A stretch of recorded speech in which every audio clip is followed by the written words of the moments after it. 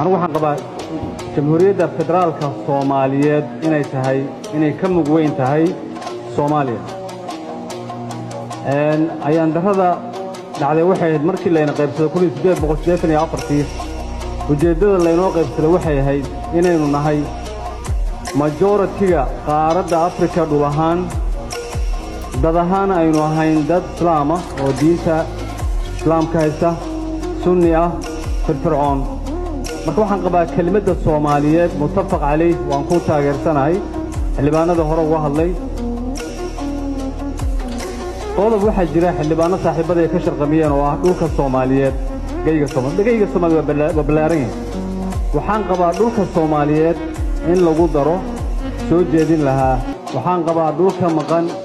naga maqan inuu yahay dhulka jamhuuriyadda federaalka ee Soomaaliyeed marka waa muhiim in la adkeeyo la taakiidiyo midnimada dhuleed dadeed iyo diimeed ee qaranka Soomaaliyeed yaa Soomaaliya man huwa Soomaal huwa Soomaaliyan Soomaali waxa qofka hooyadii iyo aabihii diinta Islaamka haystaan ku dhashay dalka jamhuuriyadda federaalka Soomaaliya Soomaali waxa qofka ka soo jeeda dhulka xuduud beenaadka Soomaaliyeed yaan qodobka laga tegay haddaynu ignore garayno oo aynu ka leexleexano qodobkaas haddaynu ku jiraa inagoo jamhuuriyad xor ah dhulkeennii la haystay damaciis inta la soo dhaafay libaaxii caalamka la soo dhaafay la yidhi inaynu jidayno oo sharciyeyno taasuna ayaan darray noqonaysaa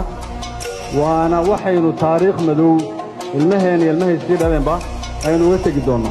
marka waxaan qabaa qodobka in la adkeeyo xuduud beenaadka lagu daro in dhulkaasu yahay dhul Soomaaliyeed oo maqan absida la iska daayo rabbi baa laga baqaa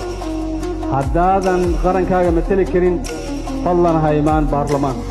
haddaadan dhulka Soomaaliyeed dadka Soomaalida maqan aadan sheegi karin fadlan stay home waxaan qabaa dhulka Soomaaliyeed la